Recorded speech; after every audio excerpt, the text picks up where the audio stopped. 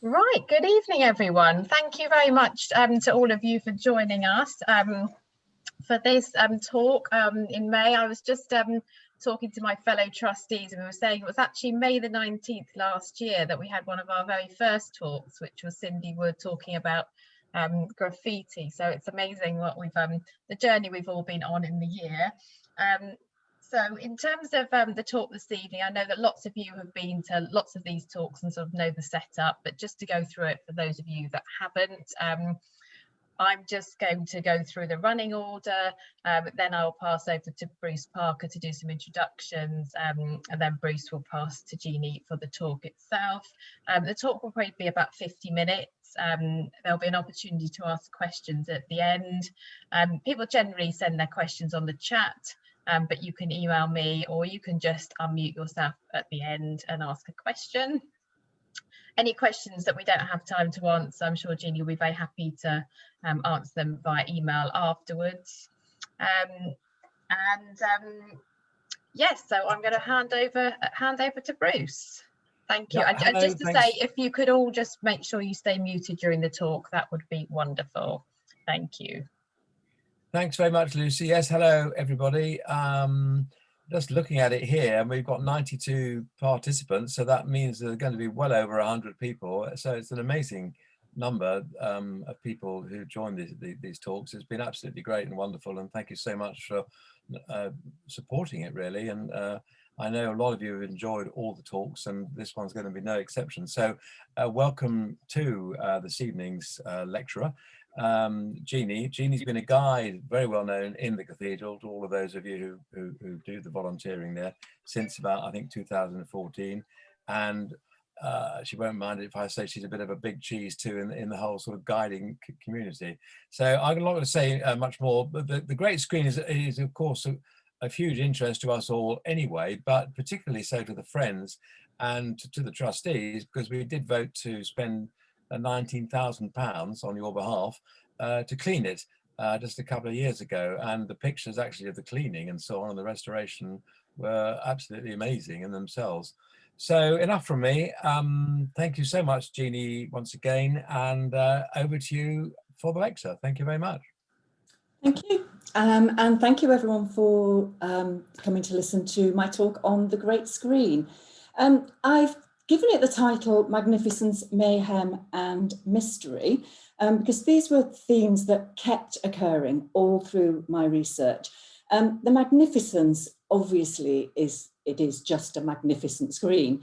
But what I want to show today is the magnificence of the original screen as well. The mayhem is the destruction of the great screen during the Reformation, and to a lesser extent, the process of the restoration was really quite chaotic at times. And mystery, because so little about the great screen is documented. So what we have to do is piece the puzzle together to actually give us a picture of what has happened to the screen through the centuries. I did try and find a murder to complete my whole suite of M's, but I failed miserably. So we're stuck with this title, I'm afraid. It's a wide-ranging talk. I'm going to go from its conception right the way through to the screen we have today. And I'm going to split it into 4 parts. I'm going to start off talking about when was the great screen built? Because there isn't one document in existence that gives us a definite date. And yet, as a guide, I always quote a date. So how do I come to that date? The why is why it was built. Is it purely decorative, or did it serve a purpose? And how is how it may have looked in its original form. And I really want to try and build a picture for people of just the magnificence of the original screen. That will take us to 1538 and the mayhem inflicted on the great screen during the Reformation, and the awful repercussions for the great screen in the next 3 centuries. That will take us to the Victorian Restoration. And like I say, I'll just give you a little flavour into the process, which was characterised by conflict, delay, acrimony, not a pleasant process. And then finally, the final part of the talk, I'd like to go back in time and look at the original statues. And this is one of the biggest mysteries we have, because for 300 years they disappeared from view totally. And I just want to look at where were they, how were they discovered, and what do they tell us about the original screen? So if we start off with when was the Great Screen built? I stand in front of it with great confidence and say 1476. That's when it was finished. And what I have to show you today is actually there's lots of bits of evidence that take us to that final date. If we start off with the architectural evidence, what does the screen itself tell us?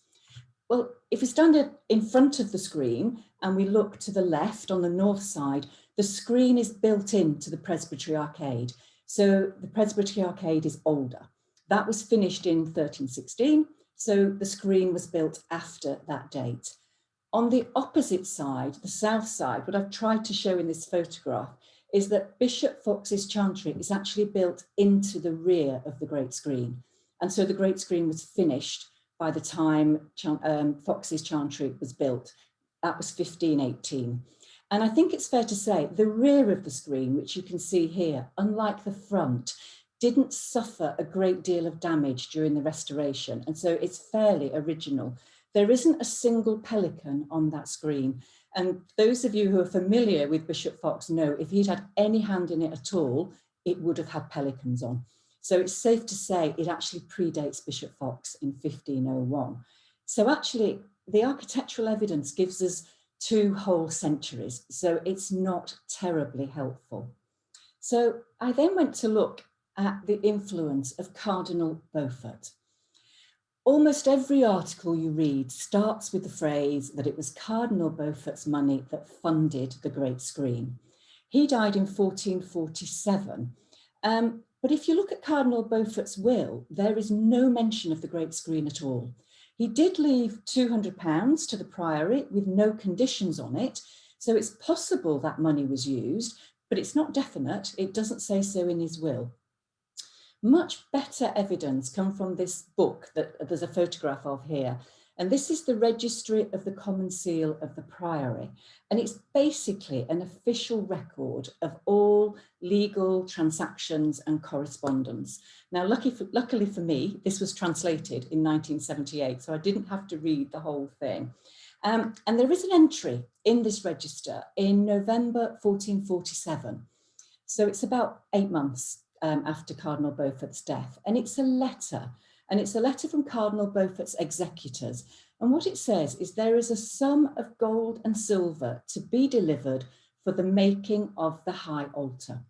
So in 1447, there is money there, the gold and silver there, for a new high altar. There is then a further entry in January 1451, 4 years after Beaufort's death. And the entry just says that there is a design for a new altar frontal that has been approved by the new prior, Prior Richard of Marlborough. Now, I think today an altar frontal we would presume is made of cloth and is to cover the high altar. But this altar frontal is actually described within this register, and it's described as being made of gold and silver with figures carved into it. So it's a bit of a puzzle. But Dr. John Crook, the recently retired cathedral archaeologist, throws some light on this because he thinks that this altar frontal is actually a retabler. So it would go behind the high altar.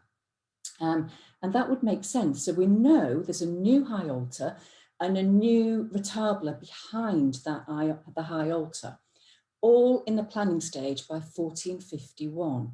So this evidence in the registry implies that Cardinal Beaufort's money was significant in starting the process of the design and building of at least the central part of the Great Screen, which wasn't stone as we now know it, it was metal. So this takes us to the time of Bishop Waynflete. And is it possible that he had a hand in the building of the Great Screen? Well, I think if we look at the stylistic evidence, it's pretty clear that he probably did. The photograph on the left is the bottom of Waynflete's chantry. On the right, it's the rear of the Great Screen again. And we can see striking similarities in the base mouldings of the stonework. But these similarities are even more significant when we look at the stonework in the spandrel reliefs above the doorways. And we can see the roses at both of the top corners, these lovely rose branches and leaves. They're practically identical. Now, if I have children in my group when I go around, I often stop at Wainfleet's Chantry and I ask to find the snail, this lovely charming snail that's climbing up one of the branches of the rose leaves, of the rose branches. This isn't the snail on Wainfleet's Chantry. This is. This snail is on the rear of the great screen. They are practically identical. And Philip Lindley, who has done incredibly thorough investigations of the stonework and the statues on the great screen, he says that it's highly probable that the same sculptor was responsible for Wainfleet's Chantry Chapel and the great screen. Well, we know Wainfleet's Chantry was built in his lifetime. He died in 1486, so we now have a much narrower window, 35 years from its conception and design to it had to be finished really by 1486. Other pieces of evidence get us to an even more precise date, and one of those is St Albans. St Albans is the only other screen, excuse me, in England of the same magnitude of the one we have at Winchester. Unlike Winchester, we can precisely date this screen to 1484. And it's suggested that Winchester, excuse me, Winchester was the inspiration for St Albans and therefore earlier than 1484. One of the reasons for that is there was a parliament held in Winchester in 1449, and it was attended by the mitred Bishop of St Albans. Now, that mitred bishop brought with him a monk from St Albans, and that monk was called William Wallingford. This is the Wallingford screen. That monk, who'd been in Winchester in 1449, went on to build this great screen. Now, did he leave Winchester inspired by our design? Well, it's not immediately obvious, but the St Albans screen is actually a more coherent and simpler design than Winchester. Certainly at the rear, you can see that. The Winchester screen actually doesn't match. The bottom third doesn't match the top 2/3. So the suggestion is that William Wallingford came to Winchester and learned and improved on the Winchester design. A further factor that implies Winchester was the inspiration for St Albans is our heritage. Winchester bishops have a history of building screens. The photograph on the left is the chapel in New College, Oxford, and that was founded by our very own William of Wykeham as early as 1386. The photograph on the right is the chapel at Magdalen College, Oxford, founded by none other than William Wainfleet in 1448. So Winchester bishops had a heritage and connection in building screens that St Albans simply didn't have, implying that ours was finished before theirs in 1484.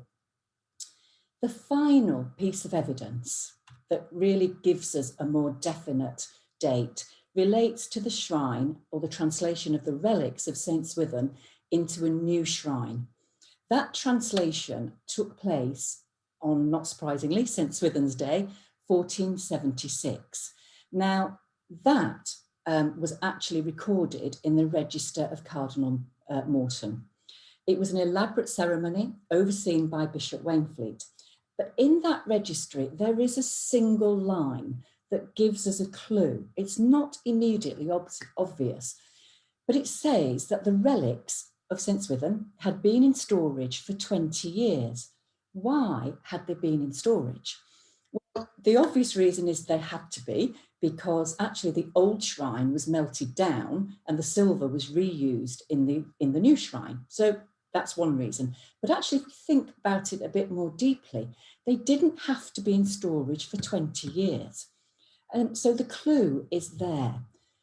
The reason that it's felt they were in storage for 20 years is that the old shrine was on a ferretry screen exactly where the great screen is now. And the feeling is that the reason they had to be moved, they were in storage for 20 years, and the fact that the temporary reliquary was moved to the sacristy, which is now the Morley Library, indicates that there was disruption caused by the building of the Great Screen, which probably took 20 years.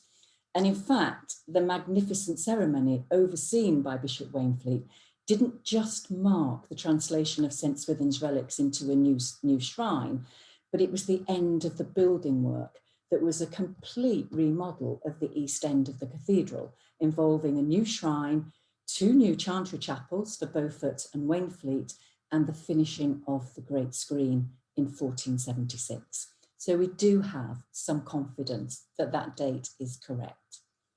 So if we move on to look at possible reasons why the Great Screen was built at all. Does it have a purpose? Well, Dean Kitchin, who was responsible for the restoration of the screen in the late 1800s, in his book, imaginatively titled The Great Screen of Winchester Cathedral, he gives 3 reasons why he believes the Great Screen was built. The most significant reason, he says, is for stability. Now, even in the 1400s, when the Great Screen was built, the east end of the cathedral was showing signs of instability due to very weak foundations. And so it seems an obvious reason, or Dean Kitchin claimed, that actually the screen was holding the presbytery walls together to give it stability. But more recent commentators have started to doubt this as a reason. So again, I asked John Crook his opinion, and he wrote to me, and he said, "I very much doubt that the Great Screen was inserted for structural stability. The thrust of the roof would have been outward, and a screen would not have helped the walls from rotating." So although this is most frequently given as the reason for building the Great Screen, we actually have to look on it now with a little bit of skepticism. The other reason Dean Kitchin gave was to enable with all splendour the high altar of this great church. And in pre-Reformation times, the screen would have been a channel for prayer. It was a visual reminder of Christ and the saints, and so it's very probable that this was a reason. The third reason Dean Kitchin gives, and he says it's very significant, was that it was built by the monks as a barrier. Now, a barrier from what? He claims the monks were anxiously protecting their part of the church because, of course, up until 1538, no laity were allowed in the presbytery and the choir, the part in front of the Great Screen, only the monks. And Dean Kitchin gives a lovely quote, which I will paraphrase. This is from his books. He said it was a barrier against the unwashed and suffering crowd of humanity, keeping out of sight of the monks turmoil, squalor, women, children, wretchedness, disease, and fever and infection. Whether that was a reason or not, it certainly did provide a barrier, not just visual, but a barrier against the noise of the pilgrims. Dean Kitchin, however, may have overlooked a very significant purpose of the Great Screen and a possible reason for its construction. The Reverend David Warner, writing over 20 years ago now, he claims that one of the original purposes or one of the original things that's central to the Great Screen is this corona right at the top of the Great Screen. And if I zoom in, you get a better view of it. Now, behind this corona, there is a walkway where monks could have walked or sat. And David Warner claims that a monk would have sat out of sight at the top of the Great Screen, and he would have used a rope to lower a pyx to the high altar. Now, a pyx is a small locked box, and so that would have been at the end of the rope, and that held the consecrated host for celebrating communion, and that would have been raised and lowered for replenishment. Now, it's an interesting theory, and there is some evidence to back this up. First of all, in the inventory in the cathedral in 1538, it shows quite clearly that the cathedral had in its possession 9 pyxes. that doesn't mean they were holding little elves behind their will. This is the plural of a pyx, and it describes them. All 9 of them were crystal and silver. So the cathedral had the means to do this.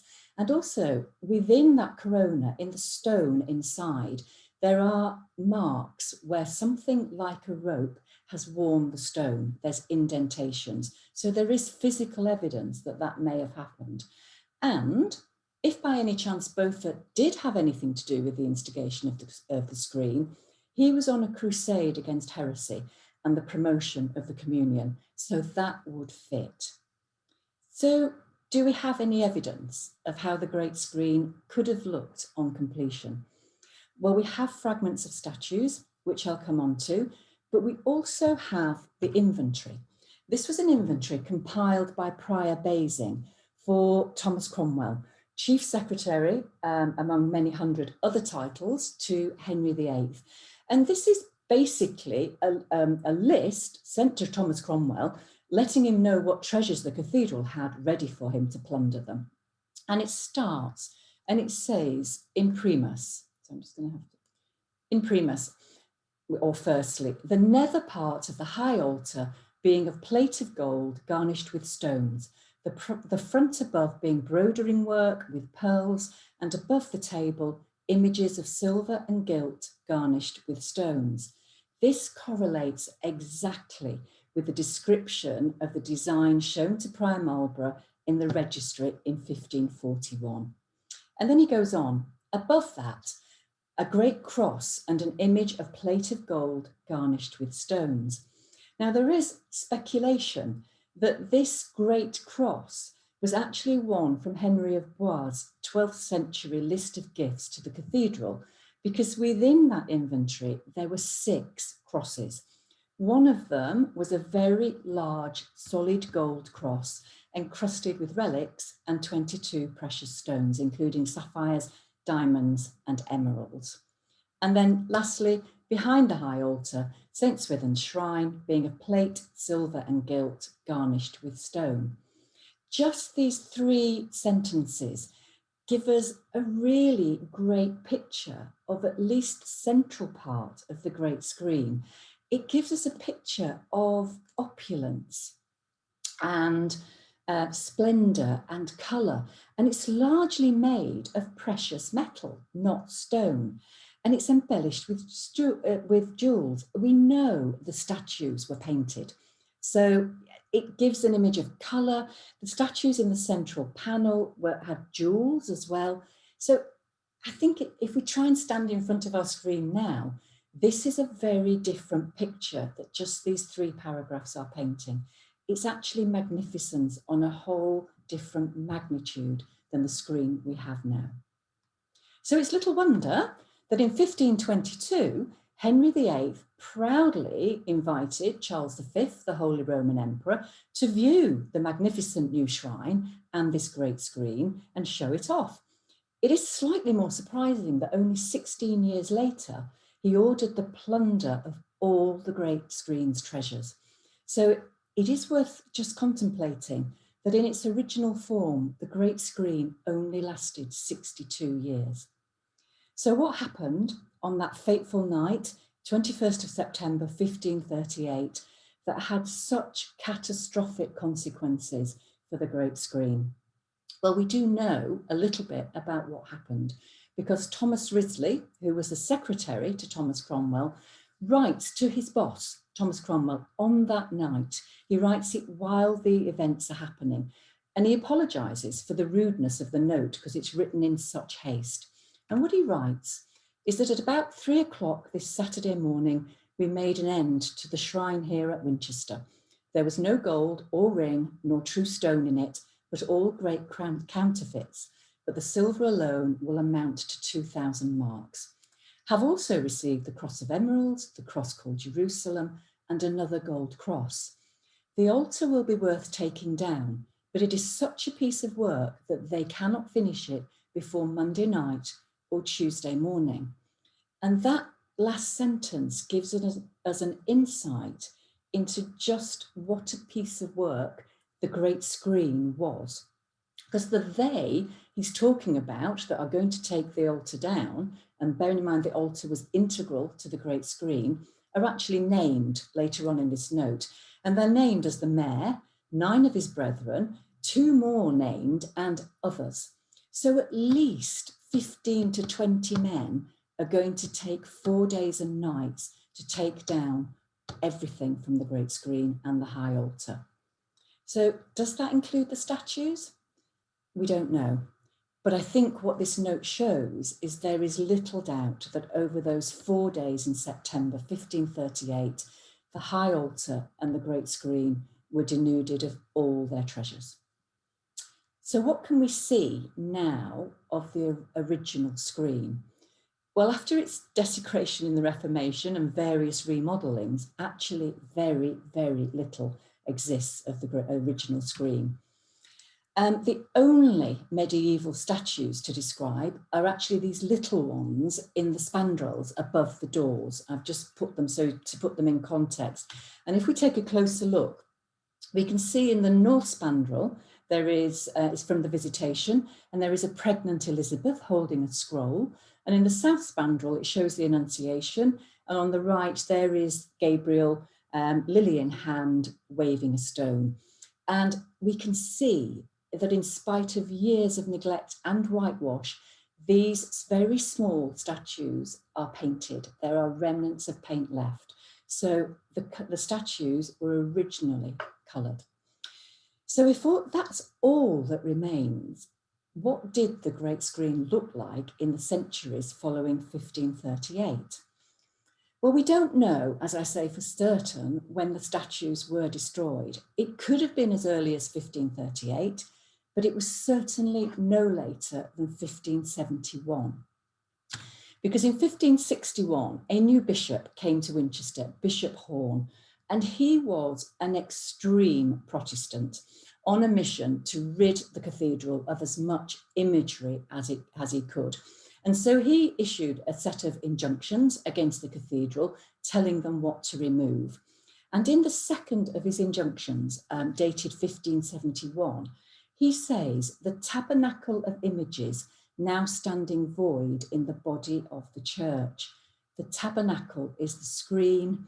The void means the niches were now bare. The statues have gone by 1571 at the latest, and probably earlier, because in the Cathedral Ledger Book of 1561, there is a note saying someone called Geoffrey White was paid 5 shillings to fill the gap left by the high altar, and someone called Adams the painter was paid 20 shillings for erecting and painting commandment boards. So very probably by 1561, there is no high altar, the niches are bare, and there are commandment boards in place of the statues. So we can see under Bishop Horne, there is a complete shift from imagery, paintings and statues to the written word.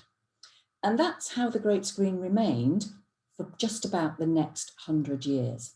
Until in the mid-1600s, there's a new Archbishop of Canterbury, Bishop Laud, and he started a movement to bring beauty back into churches, following 100 years of the destruction of images. Now, our bishop at the time, Bishop Searle, was very sympathetic to this, and so he erected a wooden baldacchino, and that was painted and gilded in the Gothic style, and at some point, wooden swags were added to this baldacchino. The very first image we have of the great screen actually dates from 1677. And like so much to do with the great screen, that's not its focus. The focus of this image is actually the tomb of what was believed to be William Rufus. But by looking more closely behind the tomb, we can see the bottom third of the great screen as it looked in 1677. And we can see it's got altar rails. There is a high altar with a cloth. Above the high altar are those commandment boards put up by the Bishop Horne. And there's Jacobean panelling down both sides of those commandment boards. And if we look closely, we can just see the bottom of the baldacchino. But what's really striking is that in 1677, the screen appears to be more wood than stone. The stone's been largely covered up. 23 years later, in 1700, the cathedral canon and headmaster of Winchester College died. He was Canon William Harris. Now, he left £800 to the cathedral to beautify the cathedral. It didn't specify what that money was to be used for. So chapter decided they would put in new doors to the great screen, and I've just included this photograph again because these are the Harris coat of arms. Marble was added in the sanctuary to the floor, and 12 classical urns were added to the niches on the great screen. And we can just see them in this rather beautiful engraving, which I know a lot of people will be familiar with, from Cave in 1801. Now, these urns, it's fair to say, divide opinion. I found a quote from Dean Kitchen from his book in 1891, and he said, quote, that they were clumsy urns standing on hideous bases, senseless and incongruous ornaments. No mincing his words there. However, I did find a contemporary view that was rather more sympathetic, and Gale, who chronicled a lot of Winchester and the cathedral, he wrote in 1715 that the urns add an extraordinary grandeur to the whole. So there was a balanced view. If we take a closer look at this engraving, we can actually see the various additions to the screen over a period of almost 200 years. In 1640, we can see the baldacchino was added. In 1700, the 12 classical urns were put in. And in 1782, there is the addition of a painting, the raising of Lazarus by Benjamin West. Now, this painting was commissioned by the very first Dean Ogle. We have had another one. And there is absolutely no doubt the Dean and chapter were acting on the best possible advice.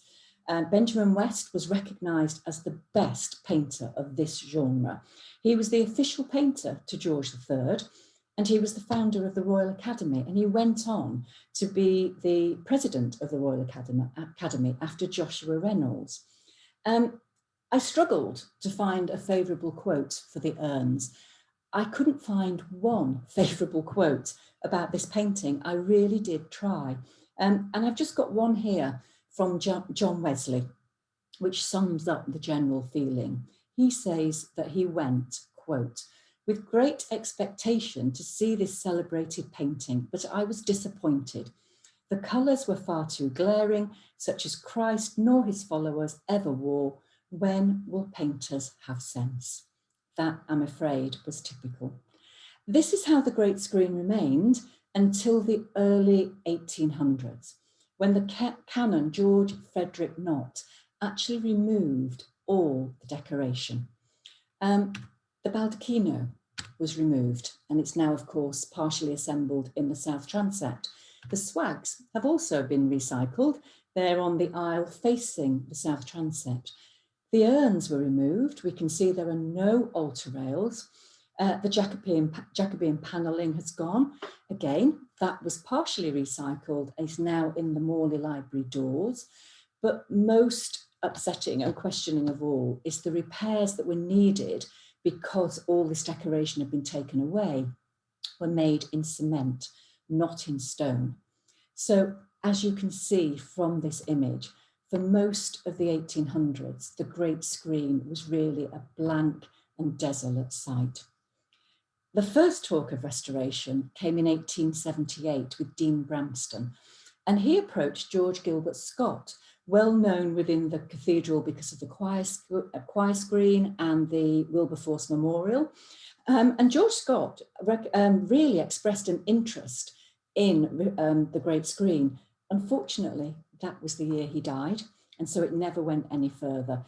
And the reality of the magnitude of the task ahead of him, the cost and the effort to pull everything together overwhelmed a rather elderly dean, and all plans languished. Until we get to 1883, and here we have the arrival of a new dean, Dean Kitchen. And here is a dean that does have the energy, the enthusiasm, and the vision to improve the fabric of the cathedral. And and he gets straight to work. In 1883, he appoints a cathedral committee.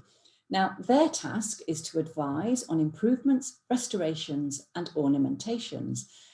To this committee, he appoints 2 members of the laity from the cathedral community. Now, this is no doubt a really worthy decision to involve wider members of the community.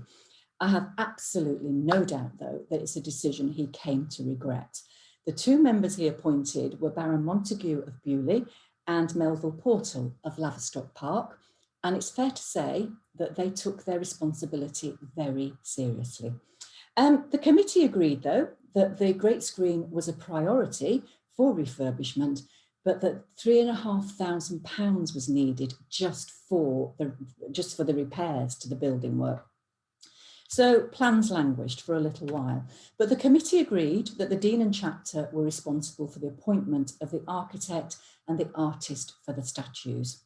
So for 2 years, nothing happened. But then in January 1885, Archdeacon Philip Jacobs died, much loved Archdeacon. And out of a short list of 5 suggested memorials, the restoration of the Great Screen was unanimously agreed as the most suitable. So in 1885, the Jacob Memorial Committee was established. Their task was to raise this £3,500 for the restoration of the screen. We now have 3 committees, all believing the restoration of the screen is their responsibility. To add to that confusion, the Dean appoints a relatively unknown architect called Sedding, but he doesn't want to upset the very well-established and respected cathedral architect, so he asks Sedding to work alongside Coulson. So we have 3 committees, 2 architects. Really, it's a recipe for disaster. And Jeff Brandwood, writing in 2003, he says it was a catalogue of unhappiness and misunderstanding, bordering with hindsight on the comical. So things get to work quite quickly. The architect, bypassing all routes of competitive tendering, which is traditional, just appoints a builder he likes, Charles Trask, and an artist he also knows his work and likes, Onslow Ford. Now, Onslow Ford gets to work very quickly to design the statues, and by July 1885, the statue of St. Paul has arrived at the deanery for the Dean's approval. Now, Dean Kitchin, in his book, confesses to feeling somewhat uneasy about this statue of St. Paul, but he doesn't pass his unease on to the artist. By Christmas, St. Peter has arrived to join St. Paul. This time, people don't hold back with their criticism. All 3 committees separately submit their criticisms to the artist. And it's things like the keys are too small, the head needs remodelling, the drapes aren't ecclesiastical enough. Not surprisingly, faced with a barrage of criticisms from 3 sources, the artist resigns. So we now have no one to design the statues. And all is not well within the cathedral committee. Montague and Portal have embarked on a very public series of disagreements with the Dean, unfortunately mostly played out in the letters page of the local press. Words such as shifty and that dreadful Dean start appearing. And with no artist, unsolicited statues start arriving at the deanery, no doubt from artists hoping to gain the contract for all of the statues. And there is a record of a reported conversation from Portal to Montague. And this record goes, the conversation says, the Dean's drawing room is, I am told, full of statues of angels, saints and martyrs, which are destined for the screen by all sorts of artists and in every variety of tone and feeling. He is proposing to represent Canute's crown over the cross, and I suppose he will purchase one for 1 shilling and 6pence from the Gaiety Theatre for the purpose. That is in the official Cathedral Records Library. The Dean would have seen that conversation. So it's little wonder that he calls all this his unlucky experiment in statues. So the work on the statues is at a standstill. There is massive conflict within the Cathedral Committee, and by 1887, even the basic repairs are a year behind schedule, and the final straw is the builder submits an estimate for a further £2,500 before the repairs can even be finished. So by Christmas 1887, the Dean is reflecting on a 3-year process characterised by delay, conflict and overspend. So in January 1888, the Dean makes a momentous decision. The builder is sacked. The architect, Sedding, is sacked. The artist has already resigned. Basically, the Dean and Chapter are now going it alone. They take the work in-house. The repairs to the stonework are taken on by the cathedral's own stonemasons. The design of the canopies and pedestals is awarded to a new architect. A new architect, familiar name, George Herbert Kitchin, the Dean's son. You can only imagine the reaction of Montague and Portal to that particular decision. I haven't printed it. However, things now start proceeding swiftly and at a fraction of the cost. And finally, the Cathedral Committee managed to reach a harmonious decision. In a rare show of unanimity, the design for all the statues is awarded to Thomas Nicol, a very well-respected artist. However, even that isn't without problems. After only 2 years, of the 52 statues required, only 8 have been submitted. Thomas Nicol is ill. And pressure is now building to complete the screen because a new bishop will be enthroned over Easter 1891 and the screen must be finished. So with only a year to go, 4 additional artists are appointed to complete the statues. And with only, so the screen in Easter 1891 is finally unveiled, just in time for the enthronement of the bishop. However, it's not the screen we know today. I think you or I might say it's not quite finished. The Benjamin West painting is still in situ, but most obviously the cross is bare. Now, surprisingly, this wasn't an issue of cost or delay, but it was an issue of sensitivity. A Christ crucified would almost undoubtedly have been on the original screen, but that had the capacity to offend staunch Protestants. However, a Christ in glory, which would have appeased the Protestants, would have not been authentic to the original screen, so that also could have caused offence. Dean Kitchin was exceptionally cautious in his approach, so wary of causing offence, he actually appointed lawyers to advise him. They gave the opinion that the cross should be bare, and Bishop Thorold concurred, and he said, quote, "An empty cross is an eloquent symbol of the resurrection." So, for the enthronement in 1891, the cross was bare. It doesn't prevent the fact, though, that we now have St. Mary and St. John gazing up at an empty cross. In Easter 1894, there was a very short-lived experiment, and a Christ in glory was put on the cross. We can see the scale is not quite correct. It doesn't look quite right. And it was a very short-lived experiment of just 4 weeks. It wasn't actually until March 1899 when Canon Valpy offered to pay for a figure in memory for his recently deceased wife. By 1899, we had a new dean with a slightly less cautious approach, and there was a shift in mood.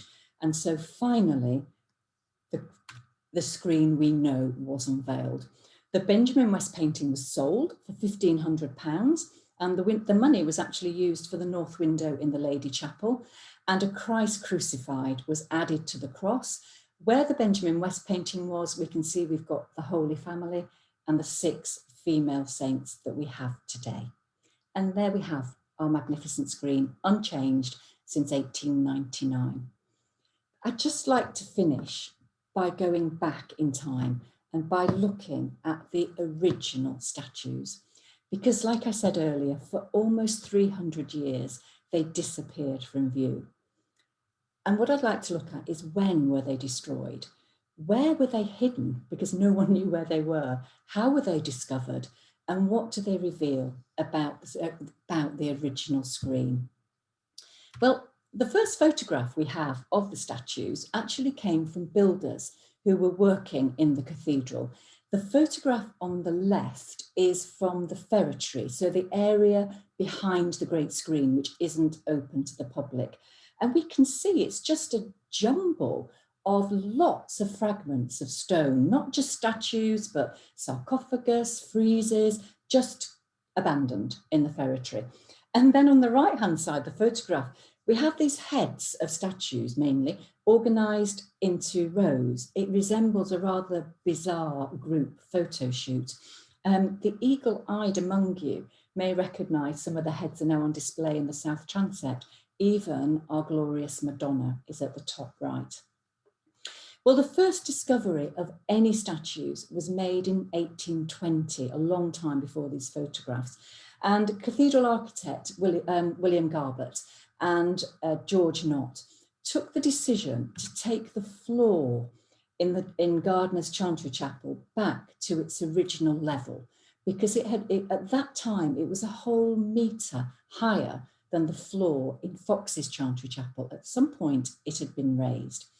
And what they found in the gap between the original floor and the new floor were lots of heads of statues. Now, that indicates that those heads must have been there by 1556, because that's the date that the Chantry Chapel was finished. There is an article by John Crook, dated 1889, and it gives us really interesting insights to these statues, these heads. The cathedral records show that in 1541, someone called William Barton was paid to stop up the holy hole. And what John was trying to find out was whether he could find out what was behind this blockage in the holy hole. Well, he got permission to excavate the holy hole, and what he found out was that actually it hadn't just been stopped up, it had been thoroughly and completely destroyed in 1541. He said to stop a determined effort to remove any possible focus of superstition. Of course, that was the way to get nearer to the shrine of St. Swithin. Well, what was more superstitious imagery than the great screen? But what John also found was that the floor had been raised and tiled at the same time in 1541, only 3 years after the desecration of the great screen. And that has to raise the possibility that those statues were destroyed and hidden by 1541. So how many heads were discovered in that space? Well, a total of 15, bearing in mind on the great screen there would have been 16 large statues. 3 of the 15 were so badly damaged they tell us practically nothing. 7 of the heads were classified as calm and dignified and were all done by the same sculptor. And you can see 2 of those heads here on the left. They are generally seen as being of higher quality than the other statues. The 5 remaining statues were classified as scowling heads. Again, all by the same sculptor, but a different one to the calm heads. There's 2 of those on the right here, and we can see they've got angry expressions and wavy hair. And they're now on display in the south transept. We can see we've got the calm and dignified, the 2 on the extreme left, 2 on the extreme right, and the scowling heads are in the middle. And we really can see they're quite different. And we've also got here the torsos. So when and where were the torsos found? Well, in the mid-1800s, 3 properties were demolished in the inner close. And as part of that process, their garden walls were also demolished. Now, the garden walls were built as double-facing brick. And within the gap of that brickwork, lots of fragments of torsos were found. Now, they'd all been mutilated in the same way. They'd been sawn into 3 on the diagonal. This didn't just make them very conveniently sized building blocks, but also meant that they could go round corners because they were on the diagonal. And because they had flat backs, the backs were placed against the bricks, and the drapery was faced inward, meaning it was a lot less weathered, and there were signs of colour on the drapery. So by the 1930s, there were actually hundreds of fragments, not just of statues, but lots of stonework scattered all around the cathedral. They were in the north transept, the crypt, the ferretry, and no work had been undertaken either to piece the fragments together or to try and establish their provenance, the date that they were from or their position within the cathedral. In 1936, Dean Selwyn asked the architect Thomas Atkinson to list and classify as many of these stone fragments as possible. Now, he was a very respected and published architect, but he concluded that it was a mere waste of time to guess their provenance. So it was as recently as the mid-20th century that the first detailed analysis of these fragments of statues and stonework was undertaken. It was by someone very appropriately named Lawrence Stone. And out of all the fragments, he found that 15 heads, the 15 heads found under the floor, 20 statues that could be pieced together, and 10 complete torsos, 20 fragments of torsos, all bore remarkable similarities. So 45 statues were possibly from one scheme. And what he found was that they'd all been mutilated in the same way. Their heads and hands had been removed, making identification impossible. The torsos were the same size when pieced together, 70.5 centimetres. They had flat backs, so they weren't freestanding. They were placed against something. They were made from the same stone, and they were homogeneous in style. So their drapery was very similar. If they had belts, they were thin, and they all had fragments of paint on them. That uniformity of style extended to the larger statues, and they'd all been mutilated in tool marks that were identical. Now, there is only one place in the cathedral that could possibly accommodate a scheme of this size, and that was the Great Screen. 2 other statues were also found in the very late 1800s. The first one is this one, known as the head of God the Father. This was found in 1885, but the scale is different. The head is too large for the smaller torsos, but it's not as big as the heads that have been found. So it's mid-sized, indicating that it's definitely from the Great Screen because of the style, but it was from a central tableau in the centre of the screen. And look at the crown. It's got gaps where jewels would have been, indicating that at least the figures in the central tableau were bejewelled, adding to the opulence and richness of the screen. And finally, we have our glorious Madonna, also from the central panel of the Great Screen.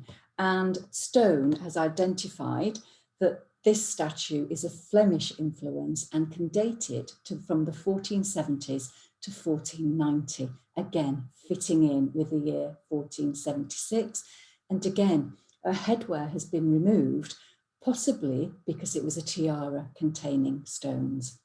Now, in his book in 1955 called Sculpture in Britain, there is a lovely quote from Lawrence Stone.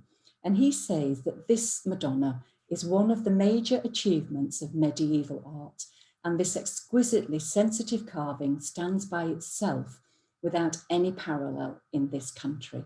Now, isn't that a wonderful quote and just a gorgeous thing that we have this Madonna in our south transept, and she was originally on the Great Screen.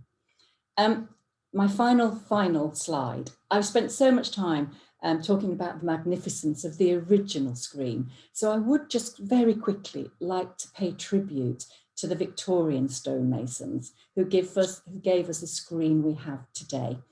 I think we're all familiar with some of the larger statues and their symbolism. We've got St. Peter with his keys, but the smaller statues are equally resplendent with symbolism.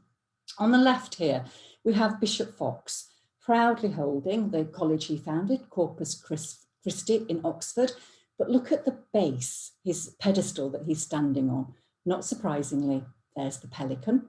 In the middle, we have Cardinal Beaufort, proudly holding the Beaufort Tower at the Hospital of St. Cross. Look at his pedestal.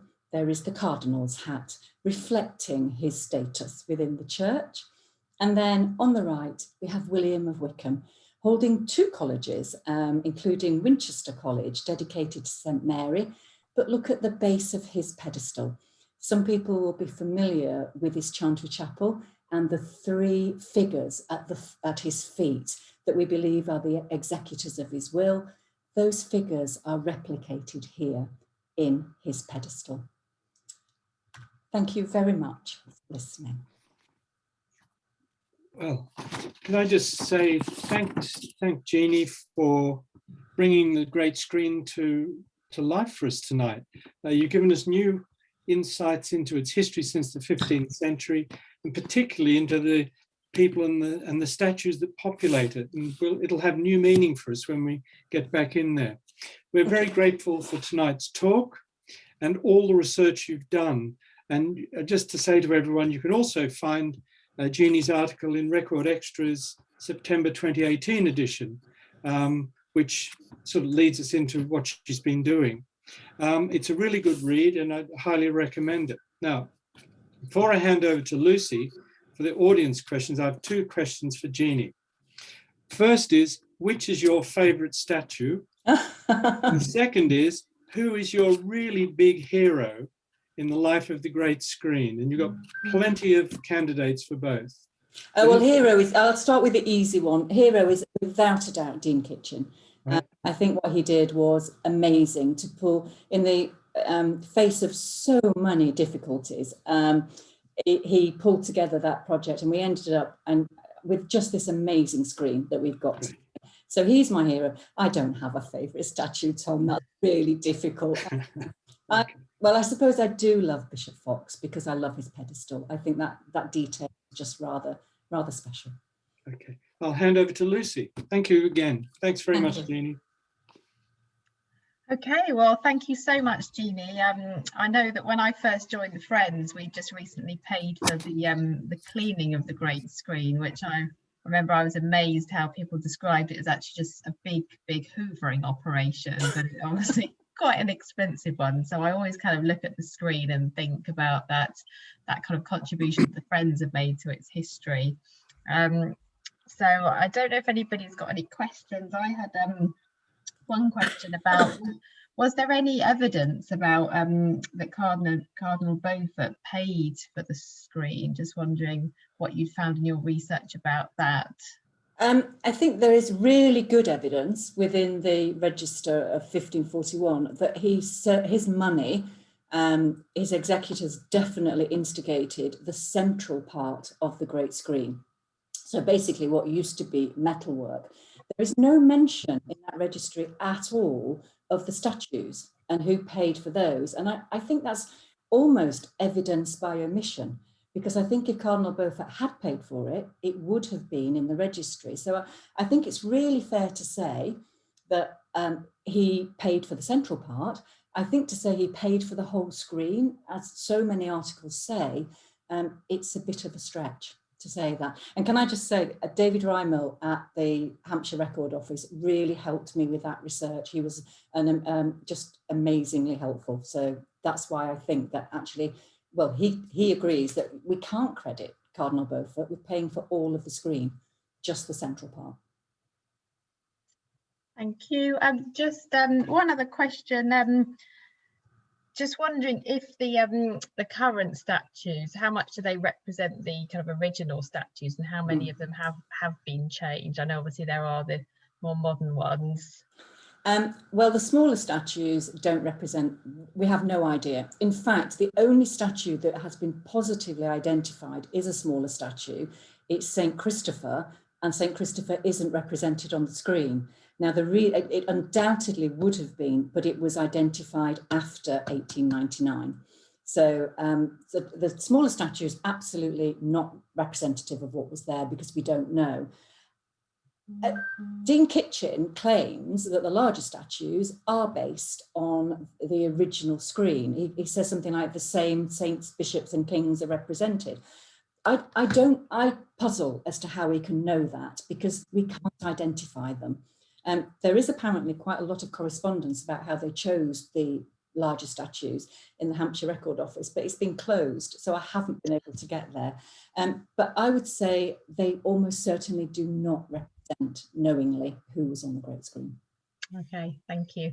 It's just an interesting comment in the chat from Susie saying what she wonders if modern computer graphics could actually one day make up mock-up of how it used to look. That's quite an interesting idea, isn't it? So it's a fact, you know, all the way through. I just think I wish I had more artistic ability, because I would have loved to have sort of mocked something up about how it could have looked. I think it would be a really interesting project to start on. And just one final question. Somebody's asked, is there actually a guidebook? Do we have a guidebook in the Cathedral shop or that's written about it? No. Not specifically on the great screen. No, we don't. Okay, but so there is quite a lot about it in the, there's various guidebooks where it's mentioned, but there isn't one specifically on the great screen. Okay. No. So probably your article on Record Extra is probably one of the most comprehensive guides to it. Okay, well, if anybody does think of any other questions, please email me afterwards. I just really want to wrap up and say to everybody, thank you so much for attending tonight. I know there are lots of other things people could have been doing now the world has eased a bit. And thank you very much to all of you who have attended the talks over the year. I think there's probably some of you who probably have attended every single one of them. So I'm so grateful for you joining us with this all.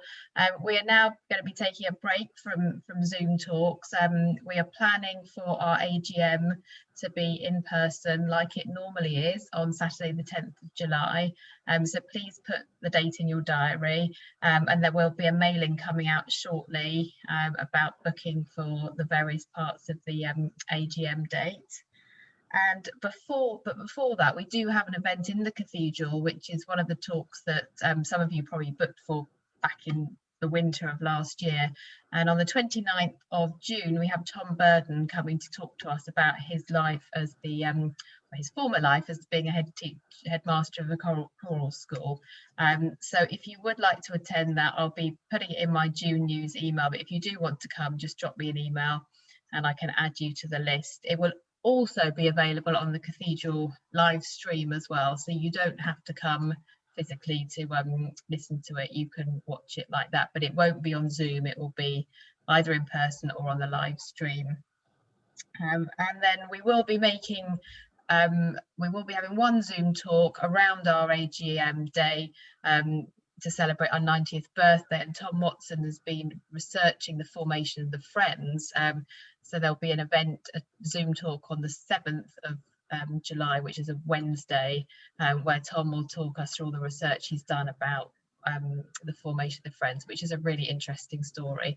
So that's the plan for the next couple of months. And we're also planning to get our coffee mornings back up and running in person as well. So I look forward to seeing you at some of those events. Thank you to all of you who've donated for the talk. I will send the link out again if you do want to make a sort of donation for this talk or any you've been to previously. And I think that's probably all from me. Thank you very much, everyone. Thank you. I'll